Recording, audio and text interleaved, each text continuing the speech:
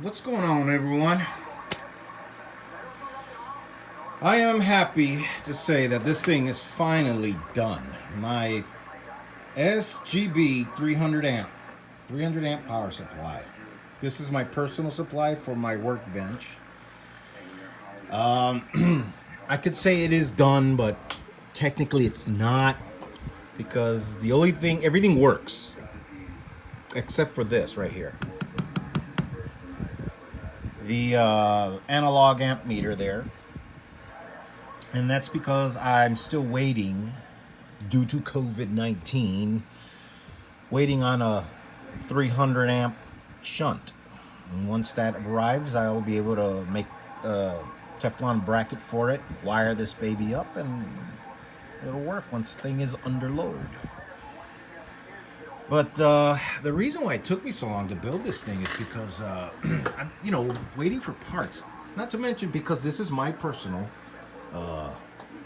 supply. My personal things take a back burner because I'm working on everybody else's stuff. But since now everybody else's stuff is on hold, waiting, of course, for supplies and the mail to come in and all that, well, I took the opportunity to work on it. You know, here's a nice big long heavy duty cord, like way up there. Yeah. Okay. So once I get that wired up, I will grab my amp meter tester and put a load on this baby and show you guys a proper video. But in the meantime, I mean, it does work. Isn't that big old clump?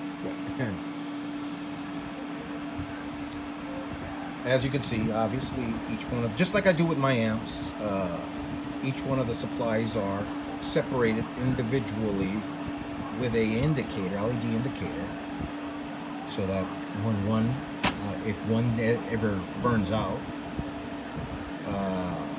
the other supplies won't feed into it, and you'll never know. It'll indicate it right here. Not to mention, each one of those supplies has a 700 amp diode, so that they don't feed back into each other, as they are wired individually into the big caps, electrolytic caps. So here we are, folks. Thank you very much. I promise you a video of this thing under load. Okay, shotgun built. You guys have a good night.